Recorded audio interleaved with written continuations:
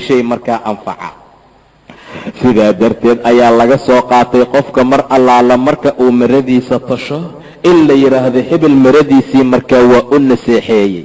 ileen labadoodaba markaa way anfacaysaa. rasuulku wuxuu leeyahay diintu waa naseexo, waxay u tahay ilaahay waxay ugu tahay subxaana wa tacaala in la rumeeyo, in qofka uu ka anfiyo shirkiga, in laga taga ilxaadka iyo sifaadkiisa inkiritaankeeda, inuu qofku u sugo sifaad kaamil ah iyo jalaalo dhammaanteedba, inuu nasaho shay kasta oo nuqsaan ahna inuu ilaahay ka hufo subxaana wa tacaala, inuu u istaago daacadiisa, inuu alla dartii wax u jeclaado, dartii wax u naco, dartii wax u soo dhoweeyo, dartii wax u gooyo, inuu ictiraafo nimcadiisii wixii markaa lamida oo dhan. ilaahay ayay u tahay subxaana wa tacaala. ama ilaahay sidaasay markaa ugu tahay kitaabkiisa, waxay ugu tahay naseexa inuu yahay tanziil laga soo dejiyey ilaahay xaggiisa subxaana wa tacaala, inuusan tashbiih la ahayn qofku inuu aamino dadka hadalkooda, inuusan xaaladda noocaasa keri karin jinni iyo insi hadday isu tagaan inay la yimaadaan asagoo kale, inay tilaawadiisa akhriyaan xaqa tilaawatihi, ay qortayaan, ay ku khushuucaan, ay u istaagaan xuruufihiisii tilaawadiisa, ay ku dhaqmaan. saasuu markaa kitaabku ugu yahay. kitaabkiisa ayuu u yahay iyo rusushiisa. rusushu wuxuu ugu noqonayaa in la rumeeyo dhammaan wax allaala wixii ay keeneen, in la adeeco amarkooda, iyo wixii markaa ay diideen in laga taga, in loo gargaaro xayan wa maytan, in nolol iyo geeriba markaa loogu gargaaro. qof allaala qofkii naca rususha in la naco, qofkii rususha soo dhoweeyo in markaa la soo dhoweeyo, in la tawqiiriyo oo la weyneeyo. saasay markaa rususha ayaguna markaa ugu tahay. a'immada muslimiinta waxay ugu tahay waa hogaamiyaalka muslimiinte, in la tacaawuno oo lagu kaalmeeyo xaqa, in la ateeco amarkooda, in la fuliyo, in la waaniyo waxay hilmaamaan. mar allaala markay qafli ka noqdaan dadkay u taliyaan in la xasuusto, in laga taga, in xukunkooda iyo waxooda kale markaa laga baxo, in dadka quluubta muslimiinta lagu soo dumo inay ateecaan naseexadeeda. saasay markaa u tahay in lala jihaada micigooda mar allaala markii khayr iyo wanaag iyo waxyaabo ay markaa ku socdaan. amaa caamada iyo dadka kale ee markaa ka soo haray, ayaguna waxay naseexa ugu tahay inay ateecaan, in mar walba la tusaaleeyo dadka inay ku socdaan, waajibna ay ku tahay inay umaradu markaa ateecaan sida ilaah tilmaamay subxaana wa tacaala.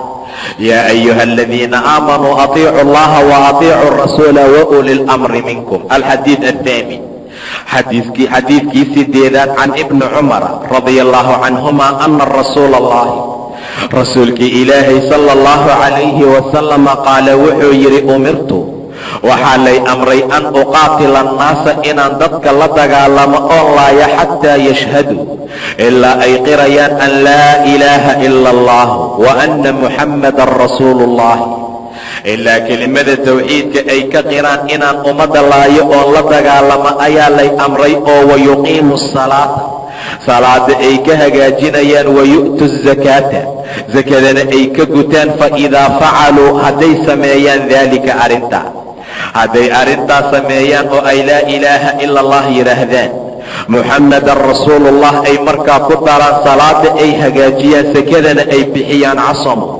waxay ka ilaaliyeen minii xaggayga dimaa'uhum dhiigagooda, iyo wa amwaaluhum xoolahooda dhiigooda in la daadiyaa mamnuuca, iyo xoolahooda in la qaata ilaa bixaqi lislaami, islaamka xaqiisa maahane. wa xisaabuhum cala allahi tacaala, xisaabtankoodana ilaaha koreeyo korkiisa ayuu ahaaday. rawaahu lbukhaariyu wa muslim ayaa xadiiska wariyey.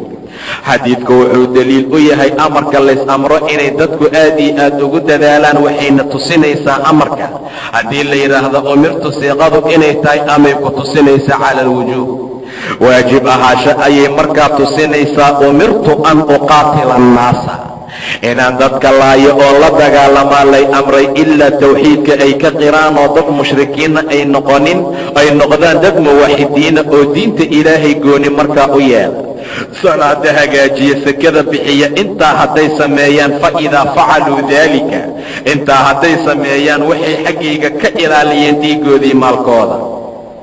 soonku waa min arkaani alislaam, xajkuna waa la mid, laakiin laguma sheegin meesha. waxaa jawaab looga dhigay ayaa la yidhi, soonka laa yuqaatilu alinsaan calayhi, qofka lagula dagaalami maayo korkiisa bal sayaxbis waa la xabisayaa oo waxaa laga manacayaa طacaamka iyo sharaabka. xajka saasoo kale cala ataraaqi falaa yuqaatilu calayhi lagula dagaali maayo. sidaa darteed ayuu saddexdaa arrin sheegay liannahu yuqaatil calaa tarkiha. saddexdaa tegitaankooda qofka waa lagula dagaalamaa haddii uu laa ilaaha ila allah dhihi waayo oo muxamedun rasuulullah ku dari waayo waa lala dagaalamaa. haddii salaada uu ka taga saasoo kale, haddii sakada uu dhiibi waayo saasoo kale. saddexdaa waxay ka mid tahay arrimooyinka markaa lagula dagaalamaayo. ama soonka iyo xajka xaaladoodu waa sida ilaa bixaqi lislaam. islaamka xaqiisa maahana. islaamka xaqiisa waa waajibaadka samayntooda. qof allaala qofkii ka taga waajibaadka jaasa qitaaluhu in lala dagaalamo ayaa markaa bannaan, sida dadka buqaadka ah, dadka qutaacu tariiqiinta ah, dadka saa'iliintaee dadka dhaca maanica iyo dadka sakada manciya iyo wixii markaa la mid ah oo dhan. rasuulku wuxuu yidhi ilaa bixaqi lislaami. islaamka xaqiisa maahani. wa xisaabuhum cala allah waxaa loola jeedaa qof allaala qofkii shahaadateynka la yimaada, salaada hagaajiye, sakadana bixiye, dhiiggiisa iyo maalkiisa waa ilaaliyey, intaa ka gadaal niyadiisu sida ay tahay ilaahay ayaa xisaabaya subxaana wa tacaala. ficilkaa uu sameeyey haddii ay tahay inuu seefta uga cabsanayo iyo in lala dagaalamo, inay xaaladiisu sidaa noqoto, markaa ilaahay ayaa loo tala saaranaa waxa saraa'irta ah ee sirta markaa ku sugan. sidaa darteed qofka waxaa loo fiirinaa keliya sida xaaladiisu ay markaa tahay. munaafiqa oo kale fa xisaabuhu cala allah fahuwa matawalla saraa'ir. sirartiisaa markaa la fiirinaa waxaa la mida man sallaa bigayri wuduu. qof allaala qofkii wayse qaad la'aan dukada, amase asagoo janaabo qaba asagoon ka qubaysan dukada, ama cuno asagoo saa'im ay markaa tahay, waa laga aqbalaa oo dadku waa ka yeelayaan ilin inuu tukanayo waa loo jeedaa. laakiin xisaabtanka xaqiiqda ilaahay ayay ahaatay subxaana wa tacaala. umirtu waxaa lay amray an uqaatila annaasa inaan dadka la dagaalamo xataa yashhaduu ilaa ay ka qirayaan an laa ilaaha ila allah wa anna muxammadan rasuulu ullahi, oo wayuqiimu asalaata wayu'tu azakaata. salaada ay ka hagaajiyaan, sakadana ay ka gutaan. faidaa facaluu hadday falaan daalika arrintaa casamuu waxay dhilaaliyeen ama ay dhowreen minii xaggayga dimaa'ahum wa amwaalahum. laa ilaaha ila allah hadday dhahaan dhiigooda dadka in la daadiyo mamnuuc waaye, xoolahooda in la qaato ayaa mamnuuca. sidaa darteed qofka laa ilaaha ila allah hadduu mar dhaho muxamedun rasuulullah uu ku daro faraha laga qaada. maalin maalmaha ka mida nebiga muslimiinta wuxuu u diray baa la yidhi goob jihaad, meel hebel ka dagaalgala ayuu yidhi. meeshii ayay aadeen. gaalada waxaa ku jira intuu dagaalka socday nin muslimiinta xanuunjiyey, si fiicanna u dagaalamayey. wiil saxaabada ka mid ahoo muhaajira iyo nin ansaara ayaa seefahoodii u qaatay ninkii intay u kurgaleen. mar allaala markii seefihii lagu daboolay ayaa gaalkii wuxuu dhahay laa ilaaha ila allah. ninkii reer ansaara waa ka joojiyey seefta. muhaajirkii ayaa ku duray oo lagu tilmaamay inuu ahaa usaama ibnu zayd. mar allaala markuu ku dhuftay seeftii uu dhintaa nebiga xaaladii looga warramay. rasuulku wuxuu yidhi aqatalta bacda maa qaala laa ilaaha ila allah. usaamo ma waxaad dishay markuu laa ilaaha ila allah yidhi ka bacdi? rasuulkii ilaahayow beentiis waaye ayuu dhahay, seeftuu kaga gembanayay laa ilaaha ila allah. aqatalta bacda maa qaala laa ilaaha ila allah u dhahay nebiga markuu laa ilaaha ila allah yidhi ka bacdi maa dishay? markaasuu dhahay hebel iyo hebel iyo hebel ayuu xanuunjiyey. rasuulkii ilaahayow beentiisa ahayd, qalbigiisa maxaa u jeexi weysaa la yidhi, ilaa aad kala ogaata inay beentiis tahay inay runtiis tahay. yaa kuu tirsada adiga waxa qalbiga ku jira. waxaad u dagaalamaysa inay dadku laa ilaaha ila allah dhahaan. ninkii waa yidhi ka bacdi maa dishay. usaamow seed yeeli doontaa laa ilaaha ila allah oo doodayso hadday ku timaado maalinta qiyaama? faraqa kaaga dhegan ayuu dhahay nebiga. maca daalika maanta qofka laa ilaaha ila allah dhahayaa la dila. waxaa la dhahaa kelimada laa ilaaha ila allah dheh waa ku dila. xaaladaasay maanta taagan tahay. laa ilaaha ila allah sharaf ayay leedahay. qofku mar allaala markuu qiro aamin ayuu yahay. aladiina aamanuu walam yalbisuu iimaanahum bidulmin ulaa'ika lahum اlamnu wahum muhtaduun. hadday laa ilaaha ila allah dhahaan dadka waa in la aamin geliyaa. alxadiid ataasic xadiidkii sagaalaad can abi hurayrata cabdiraxmaan bin sakhrin ahaa radia allahu canhu.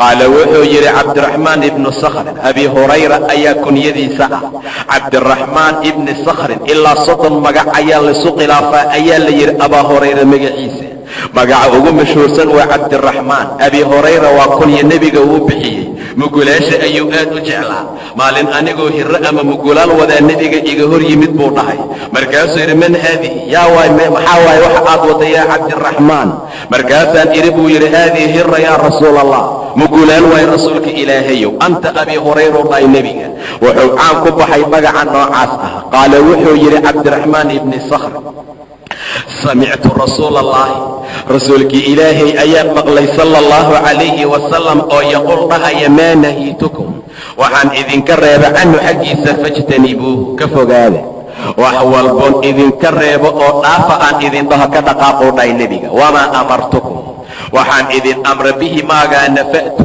kala imaada minhu xaggiisa waa kii aan idin amree mastadactum intaad kari kartaan inta awooddiinnu ay tahay kala imaada waajibaadka amaa maxaarimtii waxyaabaha aan idinka reeba bataatan uga wada taga fa innamaa ahlaka waxaa halaagay aladiina kuwii min qablikum adinka idinka horeeyey kasratu masaa'ilihim su'aashoodii faraha badnayd su'aal badan ayaa lagu halaagay iyo wakhtilaafuhum khilaafkooda calaa ambiyaa'ihim ambiyaalkoodu ay khilaafaan taasaa lagu halaagay jumlo uga wada taga wax allaala wixii xaaraama oo aan idinka reebo ijtanibuuhu macnaha waa jumla waaxida laa tafcaluuhu walaa shay-an minhu wax yar oo ka mida khamradu waa xaaraam waa kabanaa waa dhadhaminaasay tahay lagaa yeeli maayo khansiirku waa xaaraam wax yaran dhadhaminaasuu u yara lagaa yeeli maayo maa nuhiitukum canhu fajtanibuuhu waxaan idinka reeba ka wada dhaqaaqoo dhahay nebiga wamaa amartukum bihi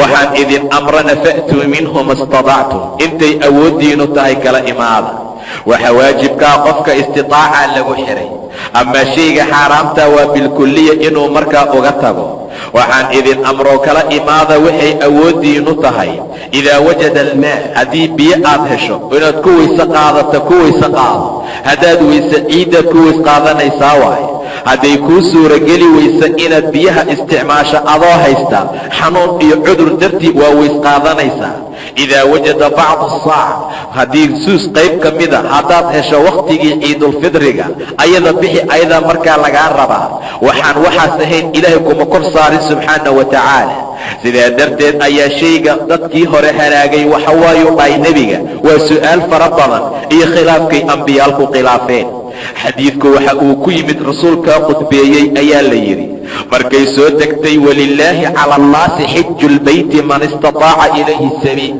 ilaahay korkiina wuxuu ku leeyahay inaad xajisaan cala annaasi xiju lbeyt inay beytka u xajiyaan man istataaca ilayhi sabiila nin ayaa yidhi akulla caamin yaa rasuula allah sanad kasta maan xajinaynaa rasuulka ilaahayow fa acrada canhu nebiga waa ka jeestay xataa caada marataynin aw alaaa ilaa ninkii 2 mar ama 3 mar uu ku soo celceliyey rasuulkuna uu yidhi low qultu nacam haddaan haa idin dhihi lahaa lawajaba waa idinku waajibi lahaa hadduu idinku waajibi lahaana lama stadactum ma kari lahayn buu dhahay sanad kasta inaad xajisaan ayaa korkiina ahaan lahaa haddaan haa dhihi lahaa ee fatrukuunii maa taraktum intaan idinka tegaya iga taga intaan idinka aamusanahay iga aamusa fa innamaa ahlaka aladiina min qablikum dadkii adinka idinka horreeyey waxaa halaagay su'aal badan iyo khilaafkay ambiyaalku khilaafayeen fa idaa amartukum haddaan idin amro shay ama biamrin fa'tuu minhu mastadactum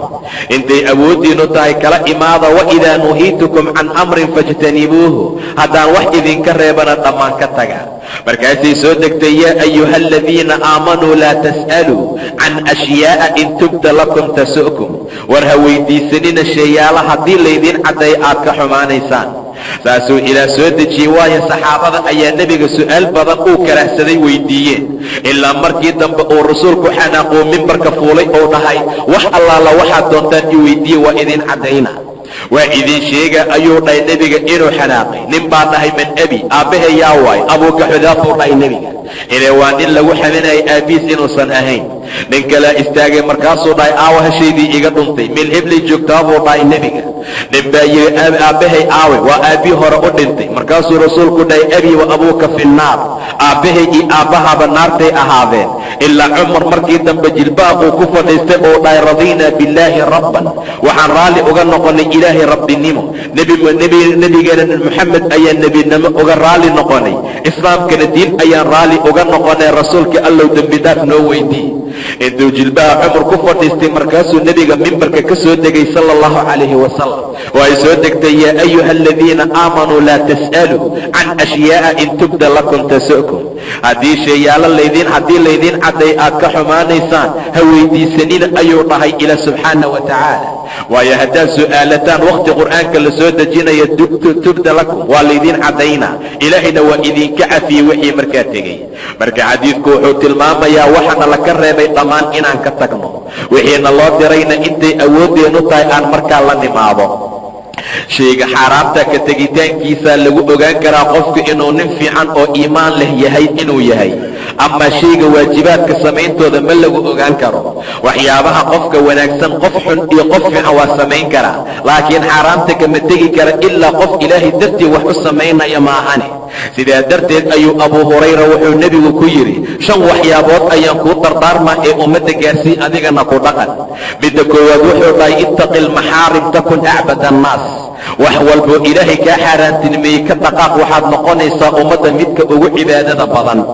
wax walboo ilaahay kuu diiday faraha ka qaad, takun acbad annaas. wuxuu yidhi wardi bimaa qasama allaahu laka. wax walboo ilaahay kuu soo qiibiyo caafimaad ah oo owlaad ah oo cilmi ah oo xoolo ah, ha kuu yaraato ha kuu badnaato raalli ku noqo, waxaad noqonaysaa aqna annaas, ummadda midka ugu taajirsan. rasuulku wuxuu ku yidhi baa la yidhi waxaad naftaada la jeceshahay walaalkaa la jeclow, waxaad noqonaysaa qof muslim ah ama mu'min ahe.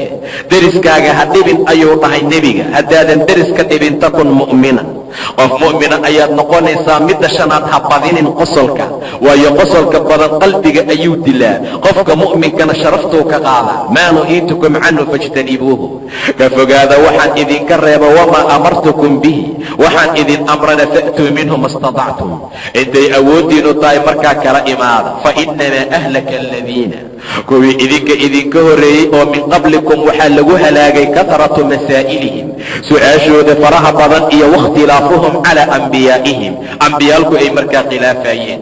su'aalaha 3 ayaa loo qaybiyaa. midda koowaad waa su'aal qofka uu jaahilkaya can faraa'id iddiin, wixii diinta waajibka ah sida waysqaadka, salaada, soonka, axkaamta mucaamalaadkii wixii la mid ah. xaaladda noocaasa inuu su'aasha waa waajib, waa shay waajiba ku ah, li'annahu su'aasha uu su'aalanayo waa meesha uu nebigu ka yidhi talabulcilmi fariida calaa kulli muslimin wa muslima. wiil iyo gabar walba oo muslimiin ah waa inay cilmiga raadiyaan. su'aasha noocaasa waa su'aal waajib ah. ilaahay ayaana yidhi fas'aluu ahla dikri in kuntum laa taclamuun, dadka yaqaana weydiiya haddaadan idinku aqaanin. sidaa darteed su'aasha noocaasee qofkuu u baahan yahay oo diinkiisa ku tacalluqa inuu su'aasha u weydiisto waajib ayay ku tahay. maalin ayuu nebigu saxaabada meel u diray. meel ayaa markii la socday maskaxda nabar ka gaaray. habeenkii ayaa la jiiftay, ninkii waa janaaboobay. markuu janaabadii arkuu subaxdii soo kacay ayuu yidhi niman yahow xalay waa janaaboobay, maca daalika nabarkaana waa igu yaalaa, see yeelaa. waxay dheen haddaadba biyo heli kartid ma kuu ogolni inaad booraysato ee waa inaad qubaysataa. ninkii waa qubaystay, biyaha maskaxda ka galay waana dhintay.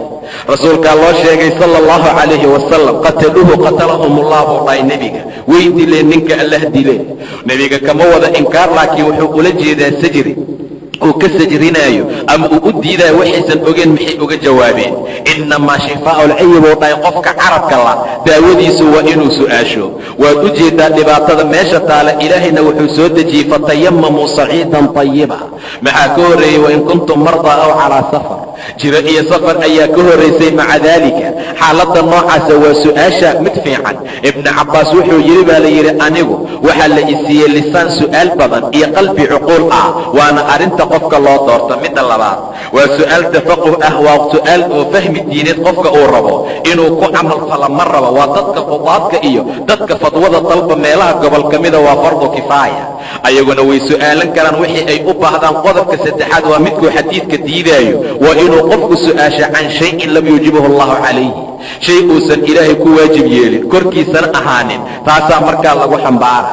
qofaa ku imaanaa niyow ka war ma tukado ma soomo, hadduu qof caysee la yeela maxaa qof caydeed u geeyey asaa ilaahay caayay subxaana wa tacaala oo salaadiisa ka tegey oo qeyrkii wanaagga samayn waaye. marka saas waayo su'aalaha markaa la diidaya. amaa kuwa kale diinta ah qofku waa loo ogol yahay inuu markaa weydiisto. alxadiiث الcaashir, xadiidkii tobanaad, can abi hurayrata radia allahu canhu qaal, abi hurayra wuxuu yidhi qaala rasuulu اllahi, rasuulka alla wuxuu dhahay sala اllahu calayhi wasalam, ina allaha tacaala ilaaha sarreeya طayibun waa alla طayib ah oo nadiif ah, laa yaqbalu mana aqbala ilaa طayiban waxaan طayib ahayn. ilaahay waa طayib mana aqbala waxaan طayib ahayn. waina allaha ilaahay amara almu'miniina mu'miniinta wuxuu amray bima amara bihi lmursaliin, wixii mursaliinta la amray ayaa nebiga mu'miniinta la amray. qofkan rusulka ah ee rasuulkee la soo diray iyo mu'minka isku si ayaa wax loo amray. maaha inaad aada ninkaas nin gooni ah waayo nebi waaye, isku si ayaa loo amray. ina allaha amara almu'miniina bima amara bihi lmursaliin. faqaala tacaala, ilaah wuxuu yidhi markuu rususha wax amraayay, yaa ayuha arusulu, rusushaanay kuluu cuna min aayibaati, ayibaadkii shayaalka fiicfiican xaggooda wax ka cuna, wacmaluu saalixan, camal saalixa oo fiicanna qabta. waqaala tacaala, ilaahay wuxuu yidhi dadka mu'miniinta asoo wax amraya, yaa ayuha aladiina aamanuu, dadka ilaahay rumeeyow, kuluu cuna idinkana min طayibaati maa, shaykan ugu tiibsan oo rasaqnaakum aan idinku arsuqnay. uma intaa ka bacdi dakara arajula, rajul ayuu nebigu xusay iyo nin oo yutiilu safar, safarkiisu dheeraaday, ashcaqa basaasay. ashcadka waxaa loo isticmaalaa inta badan nadaafad la'aanta timaha ka muuqata, saliid la'aanta, shanla la'aanta, aqbara boor yeeshay oo jasadka intiisa kale isbeddelka ku dhaca aqbarka la dhahaa, oo yamuddu yadayhi gacmihiisa u taagaaya ila asamaa'i cirka oo dhahaya, yaa rabbu yaa rabbu, rabbow ii gargaar, rabbiyo wax ii qabo. wa madcamuhu xaraamun, madcamkiisii waxa uu cunaya waa xaraam. wa mashrabuhu xaraamun, sharaabkiisu waa xaraam. wa malbasuhu xaraamun, labiska uu guntan yahay iyo labiskiisa waa xaraam. wa qudiya bilxaraami, xaraam ayuu ku soo qadeeyey. xilligaa wuxuu cunay xaraam bay ahaayeen. ama waqudiya bilxaraami, xaraam ayuu ku soo barbaaray asalkiisii. fa annee yustajaabu lahu, sidee loo ajiibaa buu dhahay nebiga sala allahu calayhi wasalam. nin ducadiisa la soo celin kara ma aha, ilee ninka musaafir ayuu ahaa, ama xaj ayuu u socday baa la yidhi, ama jihaadu u socday. waa dadka aan la soo celinin ducadooda ayuu ka mid yahay. ileen 3 qofood ducadooda lama soo celiyo. ninka musaafirka ah ducadiisa lama soo celiyo. mariidkii axadka jiran ducadiisa lama soo celiyo. waalidka waladka ducaday u duceeyaana lama soo celiyo. ileen dadka noocaasa ayuu ka mid yahay. laakiin maxaa wax loo ajiibay la'yahay? waa xaaraan cunnimo. rasuulka sala allahu calayhi wasalam wuxuu tilmaamayaa ilaahay inuu طayib yahay, uusanna aqbalin waxaan طayib ahayn. caaisha waxay dhahday rasuulkan ka maqlay oo dhahaya, allaahuma inii as'aluka biismika almudahiri الطaahiri الطiib اlmubaarak alxabu ilayka aladii idaa duciita bihi ajabta. ilaahu waxaan kugu su'aalanaa magacaaga daahirkee la dahiray, diibkee barakada badan oo xaggaaga loogu jecel yahay, oo haddii lagugu baryo aad ka ajiibto, haddii lagugu su'aasho aad siiso, haddii lagugu raxmad weydiisto aad ugu naxariisato, haddii lagaaga faraj dalba aad qofka farajka siiso, kaasaan markaa kugu su'aashay.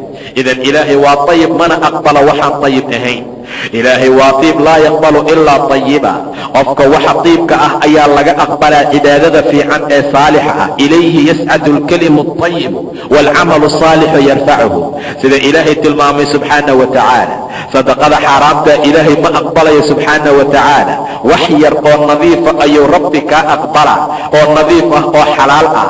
sidaa darteed ayuu yidhi ilaah, walaa tayamamu اlkhabiiثa minhu tunfiquun, shayga laga aqbalaya waa shay nadiifa. sidaa darteed ayaa rasuulku wuxuu tilmaamay ilaahay subxaanahu wa tacaala sadaqada addoonkiisa waa aqbalaa oo ka timid kasab diib ah, xataa ha ahaata jeex timireed. ilaahay wuxuu ku aqbalayaa gacantiisa midigta ah ayuu ku barbaariyaa, sida axadkiin uu u barbaariya darmaankii faraska canuga uu dhalo oo kale, ilaa ay ka noqoto mid weyn oo sida jabal uxud oo kale ah. waxaasaa loo nadiifinayo, loo weynaynayo, loo aqbalayo. waa shay nadiif ah. amaa wax xaaraama ilaahay ma aqbalayo subxaanahu wa tacaala. wa ina allaha amara almu'miniina, ilaahay mu'miniinta wuxuu amray bimaa amara bihi lmursaliin. wixii rususha la amray, rususha waxa la amray gooni ma aha.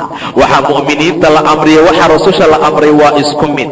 rususha markii la amrayay waxaa la yidhi yaa ayuha rusulu, rusushaanay kuluu min aayibaati, ayibaadka xaggiisa wax ka cuna, wacmaluu saalixan, camal fiicanna qabta. rususha mu'miniintana waxaa lagu yidhi yaa ayuha aladiina aamanuu, dadka mu'miniinta ahow, kuluu min ayibaati maa rasaqnaakum, idinkana waxaan idinku arsuqnay kiisa ugu diibkaa xaggiisa wax ka cuna. muraadka biayibaat alxalaal ayaa loola jeedaa. weliba marka la leeyahay min ayibaat waa min bacd, waa tabciidiyo gobol ka mida laga wadaa. shayga xalaasha maantao dhan isticmaala xataa laga yeeli maayo. gobol ka mida markaa isticmaala waa shayga nadiifka ee markaa xalaasha ah, ula qasta taqwada iyo taacada ilaahay, khayrka iyo wanaaggana markaa ku sameeya. intaa ka gadaal rasuulku nin ayuu ka sheekeeyey sala allahu calayhi wasalam. ninkaasoo safarkiisu dheeraado, ashcad noqdo, aqbaroobay, boor eeyu yeeshay oo korkiisii jasadkiisu ay markaa hallaabeen. maca daalika basaas iyo rafaad iyo dhib markaa ka muuqda, haddana gacmaha kor u taagayo, orahdiisu ay tahay yaa rabbu yaa rabbu, rabbiyow ii gargaar, rabbiyow ii gargaar. madcamkiisu waa xaaraam, mashrabkiisu waa xaaraam, labiskiisa waa xaaraam. waqudiya bilxaraami, waynka haddii la godo dhibicna loo sameeyo, wa kasri daal almucjama. maca daalika waxaa loola jeedaa wixii uu ku soo qadeeyey, wixii uu ku soo barbaaray. wa ama alghadaa bilfatxi walmad ayaa la akhriyaa. sidaa darteed wixii marka uu cunayey marka uu ku soo qadeeyaa markaa dhici karta in loola jeedo. sidaa darteed ayaa ilaahay wuxuu u yiri, uu tilmaamay inuu u gargaaro, gacmahana uu kor ugu taagtay. rasuulku wuxuu yidhi waxaasoo dhan waa xaaraame, fa annaa yustajaabu lahu, sidee loo ajiibaa? sidee ducada looga ajiibaa? qofka noocaana waxa wax celiya waa xaaraan cunnimo. sidaa darteed ayaa qofka muslimka waxaa la rabaa inay dadku aad ugu dadaalaan khayrka iyo wanaagga. asalkiisa xaaraam ayuu ka soo barbaaray, wixii lagu soo koriyey ayaa xaaraam ahaa. xadiid ayuu ku tilmaamay nebiga, laxm walba iyo cad walboo xaaraam ku soo barbaaray naartaa ku owliyaysan in markaa lagu rido. marka sidaa darteed dadku waa inay shayga nadiifkii xalaasha ku dadaalaan. dadayba xalaashu dhibtaa oo xaaraan ma ahee wax kale aan markaa rabin. sidaa darteed qofku waa inuu aad u dadaalo, ilaahayna ka cabsadaa subxaanahu wa tacaala. alxadiid alxaadi wacashara, xadiidkii 11aad, can abi muxamedin alxasan bni cali bni abi aalibin, sibti rasuuli illaahi, rasuulka sibtigiisa ahaa. sibti waxaa loola jeedaa gabadhiisa ayaa markaa dhashay, waa wiilkuu awoowaha u ahaa, iyo wa riixaanatihi, riixaanadiisa ayuu ahaa, waa udugiisa radia allahu canhuma. qaala wuxuu yidhi, xasan wiilka la yidhaahdo waa xasan ibni cali oo abi muxamedin ay kunyadiisu tahay. xafidtu waxaan ka xifdiyey min rasuuli illaahi, rasuulka xaggiisa sala allahu calayhi wasalam, dac maa yuriibuka, wixii ku shaki geliye oo dhan ka tag, ilaa maa laa yuriibuka, waxaan ku shaki gelinin aad. rawaahu tirmidiyun ayaa xadiidka wariyey, wanisaa'i. wa qaala tirmidiyu wuxuu dhahay xadiidun xasanu saxiix. dac maa yuriibuka, xadiidku wuxuu daliil u yahay qofka taqiga ah ee dhowrsan inay habboon tahay inuu iska ilaaliyo wax walba oo shaki markaa ka gala. inuusan cunin maalka shaki galay xaaraam ahaashadiisii, xalaal ahaashadiisa. inuu mar walba aada wax allaala wixii icdaal ah oo aan shaki markaa gelin xagga tacaamka. sidaa darteed waxaa noo imaan doona xadiis tilmaamaya biriga iyo wanaagga iyo waxa shaki la'aanta. macnaha biriga waa waxa qalbigaaga ku dego, dembigana waa wixii laabtaada ku soo laalaabta. wixii mar walba aad ka shakida ayaa markaa la yidhaahdaa. sidaa darteed ayuu nebigu yidhi, dac maa yuriibuka, wixii ku shaki geliya ka tag, ilaa maa laa yuriibuka, wixii aan ku shaki gelinin aad. wax allaala wixii aad ka shakida waa xaaraam, wax allaala wixii aadan ka shakinin markaa sameey. rasuulka sala allahu calayhi wasalam waxa uu tilmaamay ama uu maalin arkay wax meel yaala ama timir meel taalla, markaasuu yidhi haddaanan ka cabsanayn inay sadaqo tahay waa cuni lahaa buu dhahay nebiga. ilaan sadaqada inuu cuno ayaa markaa ka mamnuuca. alxadiid aلثaani cashar, xadiidkii 12aad, can abi hurayrata radia allahu tacaala canhu, ilaahay ha ka raadi noqdee abi hurayra qaala wuxuu yidhi qaala rasuulu ullahi, rasuulkii ilaahay wuxuu dhahay sala allahu calayhi wasalam, min xusni lislaami almar'i, qofka islaam wanaagiisa tarkuhu, ka tegitaankiisii waaya maa laa yacniih, shayga maa laa yacniga uu markaa ka taga. xadiidun xasanun rawaahu tirmidiyu wagayruhu haakada, tirmidi iyo kayrkiisa waa wariyeen xadiidka oo sidaa ayay ku wariyeen xasannimada ah. waa laa yacniga waa shayga aan qofka muhiimad adduun iyo mid aakhiraba aan markaa ugu jirin. sidaa darteed ayaa waxaa la rabaa qofka inuu iska ilaaliyo wax walba oo dan adduun iyo dan aakhiro aan markaa ugu jirin. saacad walba waa inuu ku dadaalo inuu aad iyo aad uga faa'iidaysto. sidaa darteed ayaa caaqilka waxaa la yidhaahdaa qofka aan kedinin ama wakhtiga aan ku dhaafin, si fiicanna markaa uga faa'iidaystaa. midda koowaad wuxuu u diyaargaroobaa maalinta macaadka. midda labaad maciishkiisa ayuu aad u raadsadaa, wuxuu ku wanaagsadaa ama uu ku macaansadaa waxaan xaaraamta ahayn. maca daalika qof walba oo mu'min ah waa inuu xaaladaa markaa badiyo. abi hurayra wuxuu leeyahay rasuulku wuxuu yidhi qofka islaamkiisu wuu wanaagsan yahay waxaa la dhihi karaa marka uu maalaayacniga ka tago. maalaayacnigaanan maanta ka tegin oo qof walbaa waxa uu sameeya shay maalaayacni ah. qofku mar allaala marka uu dan cid aakhiro samaysanin waa inuu wax adduunkiisa anfacaya uu ku mashquulsan yahay.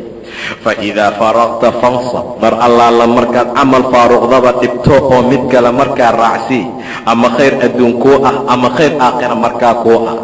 waxyaabaha kale iyo meel iska fadhiga iyo qofka inuu ka faa'iidaysan waayo wakhtigiisa iyo xaaladda noocaasa ayaa aad iyo aad u xun. waxaa qofka ugu filan shar ayaa la yidhi qofka inuu isku kalifo shay maalaayacni ah, maca daalika aan khayr adduun iyo mid aakhira uusan ka helin. alxadiid aلثaalث cashar, xadiidkii 13aad, can abi xamzata anas bni maalikin radia allahu canhu, oo khaadimi rasuulillaahi, rasuulka qaadimkiisii ahaa sala allahu calayhi wasalama, can innabiy, nebiga wuxuu ka wariyey qaala inuu dhahay nebiga, laa yu'minu ma rumaynin axadukum axadkiin xataa yuxibba ilaa uu kala jeclaada liakhiihi walaalkii maa yuxibbu linafsihi, waxa uu nafsadiisa markaa la jecel yahay. rawaahu albukhaariyu wa muslim, bukhaari iyo muslim ayaa xadiidkaa wariyo. wuxuu tilmaamayaa qofku inuusan iimaan lahayn, iimaankoo dhanna markaa laga anfiyey ilaa uu kala jeclaado walaalkii muslimkaa wuxuu nafsadiisa la jecel yahay oo markaa khayr ah. waxaa ixtimaala cumuumka in loola jeeda ukhwada ilaa uu kulmiyo kaafir iyo muslim labadaba, oo waxaa waajib ah ayaa la yidhi in walaalkiis kaafirka uu la jeclaada nafsadiisa waxa uu la jecel yahay oo min dukhuulihi fi lislaam, inuu islaamka soo gala ah, sida walaalkii muslimka uu ula jecel yahay islaamnimada uu haysta inuu daa'imo. ama waa inuu ugu duceeyo hidaaya kaafirka ah, waa mustaxib. sidaa darteed xadiidku waxaa maxmuula nafyiga iimaanka inuu yahay iimaankii kaamilka ahaa, laakiin iimaan oo dhan uusan markaa ahayn. qofku hadduu alla rumaysan yahay, maca daalika waxa naftiisa uu la jecel yahay walaalkiis uusan la jeclayn, iimaankii kaamilkaa ayaa ka maqan. laa yu'minu ma rumaynin axadkiin iimaan kaamil ah xataa yuxibba liakhiihi, ilaa walaalkiis uu kala jeclaada maa yuxibbu linafsihi, waxa uu nafsadiisa markaa la jeclaya. muxabada uu la jeclaanayo waa iraadada khayrka iyo wixii nafci markaa leh. muxabada xagga diinka ah, midka ilaah subxaanahu wa tacaala u dhoweeya iyo wax kasta oo khayr ah, ilaa walaalkii uu markaa la jeclaado. ilaa naftaada waxaad la jeceshahay khayr iyo nimco in lagu siiyo, waxaad la jeceshahay inaysan kaa zuulin, waxaad la jeceshahay wax badan oo khayr iyo wanaag iyo caafimaad iyo awlaad iyo xoolo iyo cilmi ah, ilaa aad markaa kala jeclaato. adiga la jecloo walaalkaa wixii khayra oo naftaada aad markaa la jeceshahay inuu ilaahay siiye iyo in kale labadaba ileen ilaahay isaga ayaa u qaybiya subxaanahu wa tacaala wixii khayr ah. ahum yaqsimuuna raxmata rabbik naxnu qasamnaa baynahum maciishatahum fi lxayaati addunya. noloshaan ugu qaybinaynaa ayuu dhahay marka rasuulka. anas waxa uu ka warinayaa inuu nebigu yidhi axadkiin iimaan ma laha ilaa walaalkiis uu kala jeclaado waxa uu naftiisa la jecel yahay. haddaad naftaada shar iyo dhibaato iyo waxyaabo ilaahay diiday aad la jeceshahay ka waran. taa loolama jeedo riwaayad kale ayaa ku dartay oo khayr markaa ah, xataa yuxiba liakhiihi maa yuxibu linafsihi oo khayr markaa ah. alxadiid alraabic cashara, xadiiskii 14aad can abi mascuudin radia allahu tacaala canhu qaala abi mascuud wuxuu yidhi qaala rasuulu llahi, rasuulkii alla wuxuu dhahay sala allahu calayhi wasalam, laa yaxilu xalaal uma aha oo ma aha in la daadiyo damu imri'in muslimin, qof muslim ah dhiiggiisa qubideeda xalaal ma aha ilaa biixday alaain, 3 midood in laga helo ma ahani, 3 arrin in laga helo maahana qof ilaahay qiray, rasuulka risaaladiisa qiray oo tawxiidsaday in dhiiggiisa la qubo ayaa mamnuuca, macnaha waa in la dilo. 3 midood in laga helo maahani. 1 athayib azaani, inuu thayib yahay qof garoob ah oo guur hore u soo maray, azaani oo haddana zinaystay, dhagaxa lagu dilayaa. wannafsu binnafsi, naf oo naf markaa loo dila asagoo mu'mina ayuu qof dilay, maca daalika waa la dilaa. waataariku lidiinihi, midka diinkiisa ka tegay, almufaariqu liljamaacati, oo jamaacada faaruqay. attaariku lidiinihi almufaariqu liljamaaca, almufaariqu liljamaaca waxay tafsiir u tahay attaariku lidiinihi. mid afaraad markaa ma aha, rawaahu lbukhaariyun wa muslimun. xadiidku wuxuu tilmaamayaa qofka muslimkaa xurmada iyo sharafta uu leeyahay, sidaa darteed dhiiggiisa in la daadiyo ama la qubo waa mamnuuc. axadka muslimkaa laa yaxilu damu imri'in muslimin, qof muslim ah dhiiggiisa daadinteeda iyo in la qubo ayaa xalaal ahayn oo xaaraam ah, ilaa biixday alaain, 3 mid ka mida in laga helo maahani.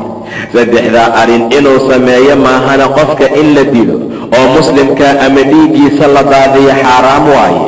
midda koowaad athayibu, waa thayib waa qof guur hore u soo maray, rag ahaaye ama dumare, azaani haddana zaani ah oo markaa zinaystay, markaa waa la dilayaa. almuraadu bithayb waxaa loola jeedaa waa qofkii tasawaj sameeya oo inta guur gala, maca daalika jimaac nikaax saxiix ah ku sameeya, intaa ka gadaalna zinaysta, fa inahu yarjum, waa la rajminayaa. axadka noocaasa oo dhiiggiisa in la qubo ayaa bannaan hadduusan mutasawaj horay u soo marin, oo maca daalika xaaladiisu ay tahay inuu zinaystay markaa keliya, sida aayadda qur'aanka ay tilmaantay. la dili maayo balse waa la karbaasha, sida ilaahay yidhi azzaaniyatu waazzaani fajliduu kulla waaxidin minhumaa 100 jalda. wiilka zaanigii gabadha zaaniyaddaa mid kasta oo ka mida jalda oo uleeya oo karbaasha, kiiba 100 ulood ku dhuftuu dhahay ilaah subxaanahu wa tacaala. yayna idinka qabarin turitaan iyo ra'fa aad diinka alla ugu turaysaan haddaad tihiin dad ilaahay iyo maalinta qiyaamo markaa rumaysan. xaalada zinadaa xaaladeedu waa sidaa oo labadaasaa loo kala qaybiyaa. marka hore waxay ahaan jirtay haddii gabadha zina lagu arko, ilaah wuxuu tilmaamay haddaad ku aragtaan fastashhiduu calayhinna 4 minkum, 4 markhaatiya u sameeya. fain shahiduu, hadday ku qiraan, faamsikuuhunna fi lbuyuuti, guryaha ku celiya, xataa yatawafaahunna almowt, ilaa ay ka dhintaan oo geerudu ay ka oobsato. waa xabsi daa'in ah, aw yajcal allaahu, ama ilaahay uu u yeelo sabiil iyo waddo kale.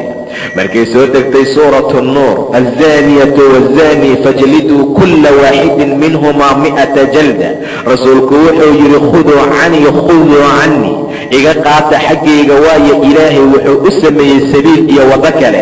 aayadda xabsi daa'inka waa la nasaqay.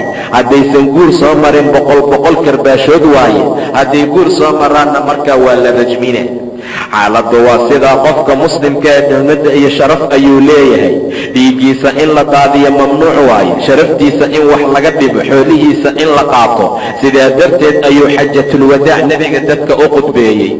hadalladuu kula khudbeeyey waxaa ka mid ahaa inuu yidhi ma taqaanin bisha aan ku jirno, allahu warasuuluhu aclam ayay dhaheen saxaabada. ilaah iyo rasuulkiisa ayaa ku cilmi badan. nebigu waa aamusay xataa danannaa annahu sayusamiihi bigayri ismi, ilaa aan u malaynay magaceeda magacaan ahayn inuu ku sheegi doono. beldadii xaramka ma ahan miyaa buu dhahay. haabay dhaheen maalinta aan ku jirno ma taqaanin ayuu weydiiyey. bisha lagu jiro ayuu su'aalay. dhammaan bil xurmo leh iyo maalin xurmo leh iyo beled sharaf lehay noqdeen. rasuulku wuxuu yidhi sida ay xurmo u leeyihiin ayaa maalalkiina iyo dhiigagiina iyo sharaftiina xaraam ay iska tahay inaad kala qaadataan, ama aad dhiig kala daadisaan, ama sharaftiina aad wax isugu dhintaan ka xurmati yawmikum haada, maalintaan xurmadeedoo kale, beledkan xurmada uu leeyahay iyo bishaan dilxaj xurmada ay leedahay oo kale. qofka muslimkaa marka waa in la aamin geliyo. maca daalika waxaad arkaysaa maanta sharaftii muslimiinta in lagu xadgudbaayo.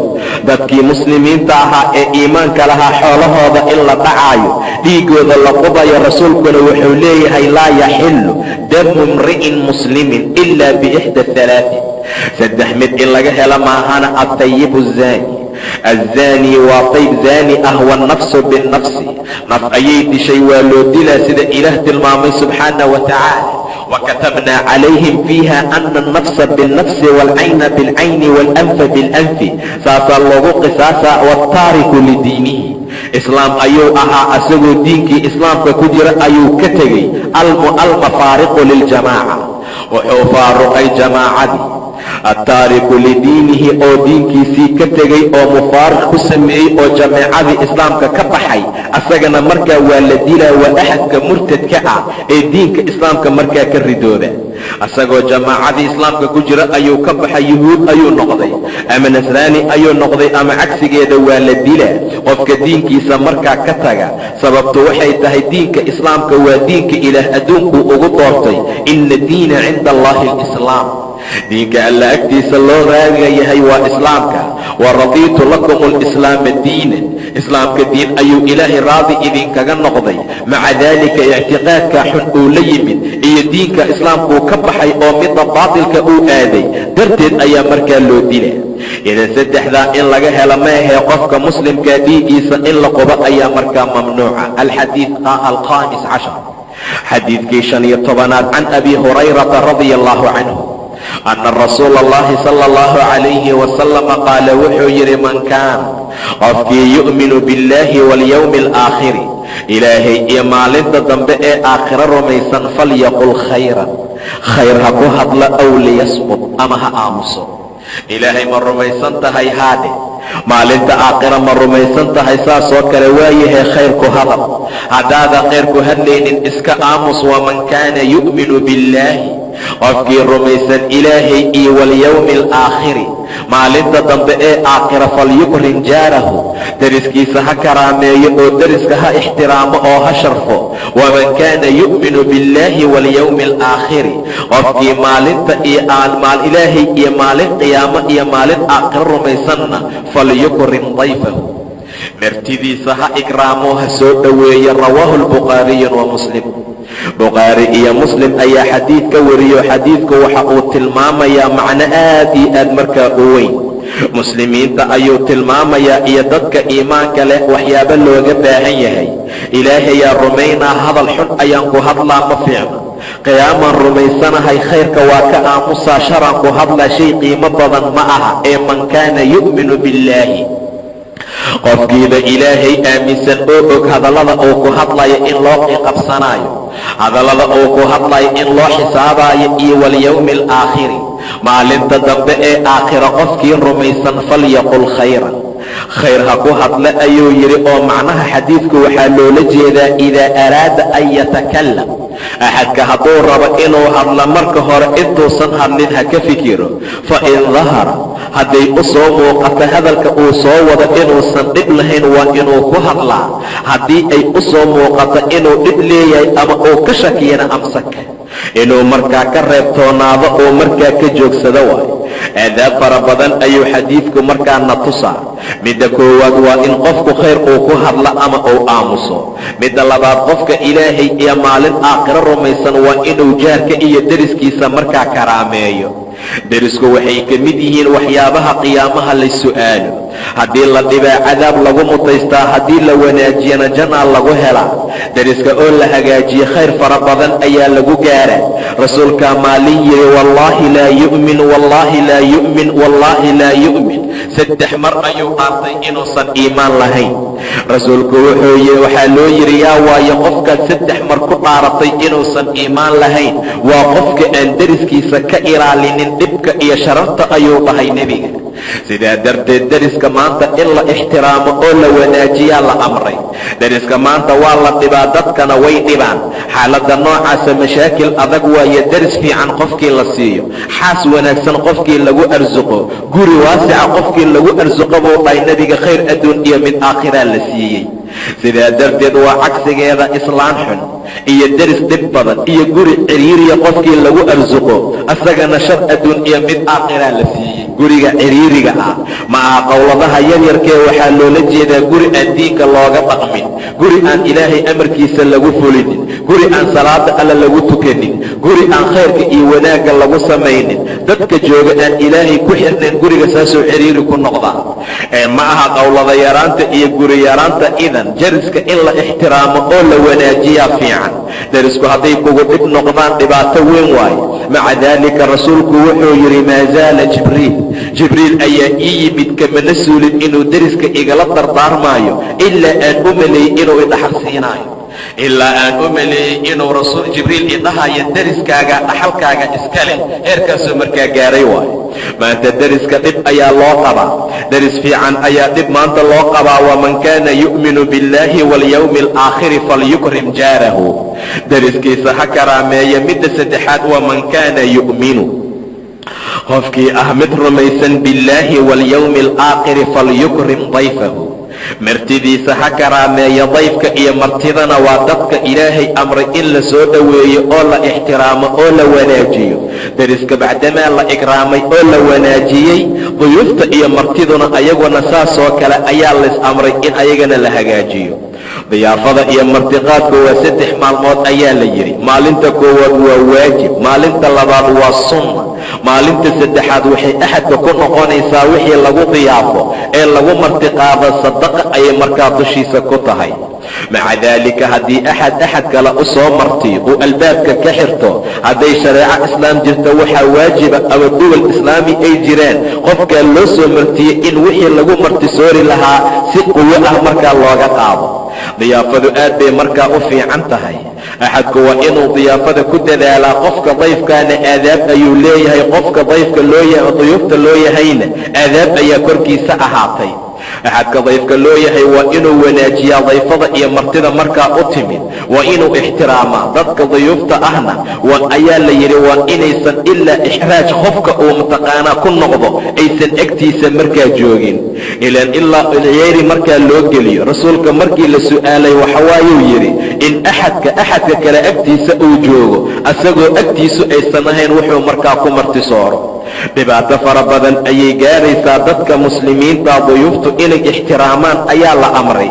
nebi ibraahim ayaa marti u timid sida ilaah tilmaamay. wahal ataaka xadiidu dayfi ibraahiima almukramiin id dakhaluu calayhi faqaaluu salaama. salaam ayuu yidhi, ayaguna waxay dhaheen salaaman. nebi ibraahim salaamtii ayuu ka qaaday, kama dibdhicin an jaa'a bicijlin samiin. isla markii dibi cayilan ayuu u keenay. ayad kale ayaa tiri wuxuu u keenay bicijlin xaniin, hilib dibi oo markaa la soo dubay. markuu arkay gacmihii martida oo aan gaarayni waa inkiray, wuu ka cabsaday. waxay dhaheen ha cabsanin, anagu rasul alla soo diraan nahay, malaa'ig ayaan nahay, wax ma cunno. waxaan rabnay keliya oo aan kuu soo marnay inaan kuu bishaarayna canug inaad dhali doonto. wa imra'atahu qaa'ima, naagtiisa meeshay taagneed fadaxikat, way ku qosashay. fabasharnaahaa biisxaaqa, isxaaq ayaan ugu bishaaraynay waa saare. wa min waraa'i isxaaq yacquub, isxaaq gadaashiisana yacquub inay markaa dhali doonto. waatay argagaxday tiri, yaa weylataa aalidu wa ana cajuuzun wahaadaa baclii shayqa, halaageeyow ma dhalaa anoo duq ah ninkaygana uu oday yahay. ina haadaa la shayun cajiib, arrintan arrin cajiib badan waaye, hala yaabina ayay yidhaahdeen martidii malaa'igta ahayd. waayo raxmatullaahi wabarakaatuhu calaykum ahla albeyt, ilaahay naxariistiisii barakooyinkiisaba korkiina ayay ahaatay.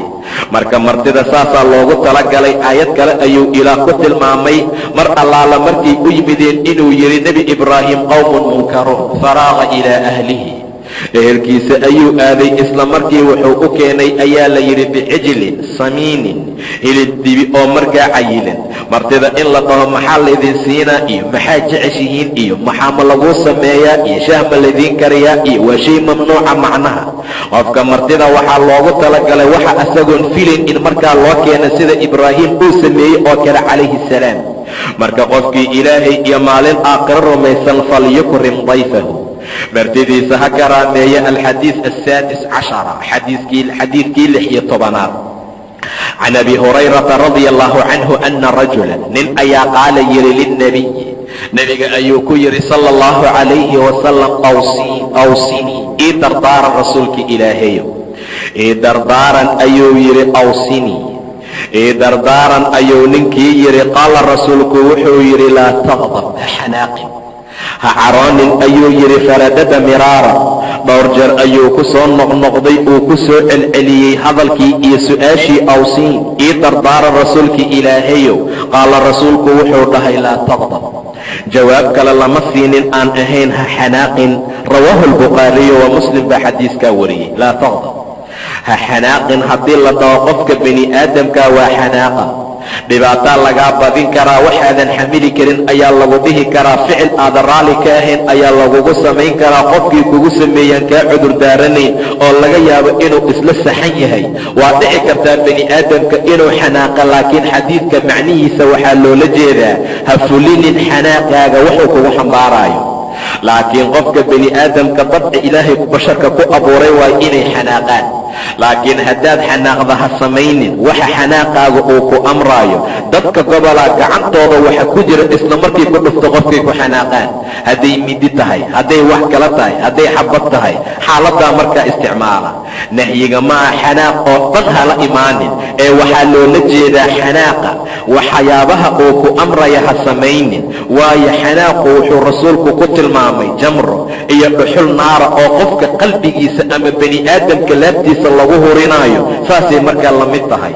ilaan rasuulku xadiid kale ayuu ku yidhi, iyaakum waalghadab, xanaaqaan idinkala digaya oo iska ilaaliya. waayo fa innahu jamra, waa dhuxul dab ah oo tatawaqada fii fu'aadi ibni aadam, ibni aadamka xabadkiisa lagu hurinaayo. ma arkin miya axadka markuu xanaaqa kayfa taxmar caynaa, say indhihiisu u gaduutaan oo ay margiyaalkiisu u soo bararaan. fa idaa axassa axadukum bishayin min dalika, haddii axadkiin uu dareemo arrin noocaasoo kale ah, falyutajic ha jiifto, aw liyasriq bilardi, ama dhulka ha isku dhejiya buu dhahay nebiga sala allahu calayhi wasalam. sidaa darteed ayaa waxaa la rabaa qofka xanaaqa inuu iska ilaaliyo. rajul ayaa nebiga u yimid, markaasuu dhahay, yaa rasuul allah, callimnii cilman, cilmi ibar oo aan jannada ugu dhowaado, naartana uga fogaado. rasuulku wuxuu dhahay, laa taqdab walaka aljanna, ha xanaaqin, jannaad leedahay. shaydaanka rasuulku wuxuu yidhi qadabka iyo xanaaqu min ashaytaan bay ka timaadaa. wa ina ashayطaana khuliqa min annaar, shaydaankuna dabkaa laga abuuray iyo naarta. wa inamaa yudfi'u nnaara almaa'a, dabka biyaa lagu demiyaa.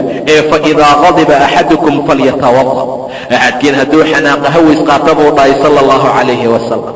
waayo biyaha waxaa lagu demiyaa dabka biye, xanaaquna waa dhuxul naar ah oo kaloo shaydaanka xaggiisay ka timaadaa wayse qaata si uu markaa u damo.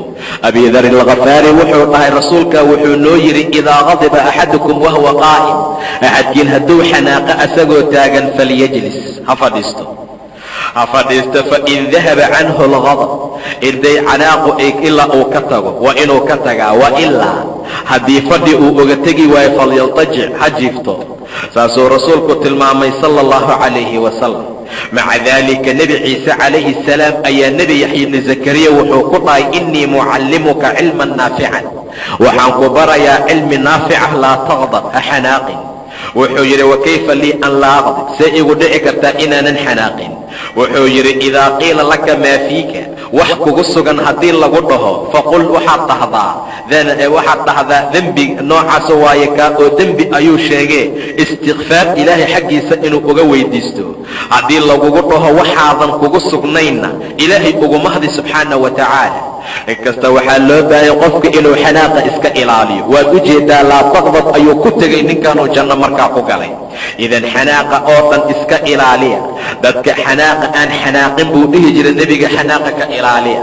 dad waxaa jira aan isla markii xanaaqinoo aad isku celiya, halkii maray xanaaqaana adduun halaynaya. dad noocaasaa jira. maca daalika dadka waxaa loo kala qaybiyaa mid isla markii xanaaqa haddana isla markii ka soo laabta. waxaa dadka lagu miisaalaa oo ku jira dadaan xanaaqinoo xanaaqooda loo dheeraado, maca daalika hadday xanaaqaanna isla markii soo noqda. dad waxaa jira aan xanaaqinoo gadaalka xanaaqa haddana soo noqodkooda oo markaa dhib badan yahay say ku soo noqdaan. dadka waxaa ugu fiican midka xanaaqiisa daaha, soo noqodkiisana soo degdego. qofka noocaasa ugu wanaag iyo qiimo badan. maca daalika xanaaqu wuxuu ka mid yahay arrimooyinka qofku cadaabka uu ku mutaysto, waana shaydaan arrin uu markaa wado dadka muslimiintana inay aad u dadaalaan. maalin maalmaha ka mida ayaa nebiga sala allahu calayhi wasalam agtiisa laba nin isku caynaysay. nin ayaa xanaaqay oo marjiyaalkiisii barre, indhihiisiina gaduutay.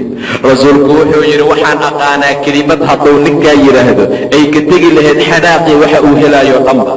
low qaala acuudu biاllaahi min ashayطaani arajiim hadduu dhaho waxa uu helaayo xanaaq iyo caraa dhammaan waa ka tegaya. saxaabadii way ordeen, ninkii u tageen. markaasee dee rasuulku wuxuu ku amrayaa tacawad biاllaahi min ashayطaani arajiim, inaad ilaahay magangasho. iga taguu dhahay almaa majnuun ah oo waalan. inan xanaaqa meel xun buu qofku markaa gaarsiiyaa. rasuulkuna wuxuu dhahay man kadama qayduhu, qofkii xanaaqiisa caburiya oo xanaaqiisa celiya asagoo kari kara inuu aarsado ummaddana iska cafiya, ru'uusu lkhalaa'iq ayaa looga wacaa maalinta aakhiro. xuralcaynta gabdhaha loo diyaargeliya oo la dhaameeqa xaqoo xuralcayna rabtaa. waa qofkii xanaaqiisa celiya buu dhahay nebiga sal allahu calayh wasalam. aad bay u dhib badan tahay xanaaqa inaan celino. aad bay u dhib badan tahay qofki inuu xanaaqa iska dhaafo. waa arrin aan la samayn karin ilaa man raxima allah, qof ilaahay u naxariistay maahana subxaana wa tacaala. dadka jannada loo diyaariyey maxaa ka mida sida ilaah tilmaamay yunfiquuna fi saraa'i wadaraa, xoolahooday bixiyaan markay haystaan iyo markaysan haysin, markay faraxsan yihiin iyo markaysan faraxsanayn. fi saraa'i wadaraa waalkaadimiina alghayd, ciilkooday qariyaan. waalcaafiina can innaas, ummadday iska cafiyaan. wallahu yuxibu almuxsiniin. waa dadka jannada markaa loo diyaariyey. aayad kale buu ilaah ku tilmaamay subxaanahu wa tacaala waidaa maa gadibuu hum yakfiruun. waa la xanaaqi karaa qofka bani aadamka, xanaaq kama maqna. lagu dhihi maayo maxaad u xanaaqday, laakiin isla markii soo noqo. waidaa maa gadibuu hum yakfiruun, markay xanaaqaan ummadday iska saamaxaan buu dhahay ilaahay subxaanahu wa tacaala. maca daalika luqmaan alxakiim ayaa wiilkiisii ku yidhi idaa aradta an tawaaqi akhan faaqdibhu, haddaad rabto inaad axad walaal ka dhigata ka xanaaji marka hore. ka xanaaji marka hore. haddii insaaf uu sameeyo ciilkiisa uu qabto waa inaad walaal ka dhigataa, haddii kalena faxdiru ka digtoonow. idan nin lala socon kara markaa ma ahe. alxadiis asaabic cashara, xadiidkii 17aad can abi yacla shadaad bni awsin radia allahu canhu can rasuuli illaahi. rasuulka waxa uu ka wariyey sala allahu calayhi wasalama qaala inuu yidhi nebiga ina allaha ilaahay kataba alixsaana, ixsaanka iyo wanaagga ayuu ku qoray calaa kulli shayin shay kastaa dushiisa. ee faidaa qataltum, marka aad dilaysaan faaxsinu lqitlata, dilka wanaajiya. waidaa dabaxtum, markaad gowracaysaan faaxsinu dibaxta, gowraca wanaajiya. waliyuxidda ha afaysta axadukum axadkiin shafratahu mididiisa. waliyurix hana u raaxeeyo dabiixatahu xoolaha uu dabiixaayo waxa uu gowracayay dabiixadiisana ha u raaxeeya rawaahu muslim baa xadiidkaa wariyey xadiidku wuxuu tilmaamayaa ilaahay inuu ku qoray ixsaanka calaa kulli shay waa min jumlat alixsaan cinda alqatli almuslim qof muslima marka la dilaayo sababta loo dilayna ay qisaas tahay maca daalika qofka qisaaska loo dilaya qofkuu dilay matalan waxaa la rabaa in la qisaaso kollay qisaasuu ku qoraya in la dhaho dhulka lagu jiido seeftii suxun loogu dilo xaaladda saas ma aha qisaasba ha ku qornaadee waa in qofka la wanaajiyaa ixsaan iyo wanaag loo dilaa fa axsinu lqitlata dilka wanaajiya ayuu dhahay aaladii lagu dili lahaa waa in laga qariyaa si wanaagsan oo nadiifa waa in loo isticmaalaa dhaqan fiican waa in lagula dhaqmaa hadallo fiican oo farxad gelinaya waa in lagula hadlaa kelimada tawxiidka waa in la xasuusiyaa dikriga ilaahay inuu badiyo waa in la xasuusiyaa xaaladaasoo dhanba fa idaa qataltum marka aad dilaysaan fa axsinu lqitlata dilka wanaajiya inaan lagu dilin aaladda xayawaanka lagu dilo oo kale midda kale markaad wax gowracaysaan waa xoolihii iska dhaaf bani aadamkee waidaa dabaxtum fa axsinu dibaxata gowraca wanaajiya buu dhahay qofka xoolaha uu gowracayo waa inuu u raaxeeyo waa inuu midida afaystaa sida rasuulka tilmaamaya walyuxidda axadukum shafratahu shafradu waa sikiinta iyo midida wax lagu gowracayo waa inuu afaystaa buu dhahay nebiga waa inuu axadkiin markaa afaystaa markuu wax gowracayo xoolo leewaaye iyo ari leelaqalooya iyo doore naftaha lagu dhibo ma aha waa inaan midida lagu ag afaynin xooluhu hadday badayin waa inaan laysku ag qalin waa in biyo la siiyaa waa in qiblada la qaabila waa in bismillaahi la dhahaa waxay u tahay raaxo xoolaha markaa la gowracayo walyurix dabiixatahu dabiixadiisana markaa ha u raaxeeya waa bahiimada waa inuusan meel xul ka goynin waa inuu midida u afaystaa waa inaan loo bandhigin waxyaabaha kale waa in amtaqaanaa waxa la gowracaya ay ahaadaan midaan wax nuujinaynin midaan owlaad iyo uur waxyaabo markaa ku wadin xaaladahaasoo dhan ayaa markaa loo baahan yahay waa inaan cijida lagu qalin waa inaan qasadkii waxyaabaha kale lagu qalin xaaladaha noocaasoo dhan ayaa la tilmaamaa ilaa rasuulku wuxuu tilmaamay wax allaala wixii dhiig daadiya oo dhan in wax lagu gowrici karo ilaa cijida iyo iligta maahane labadaa maaha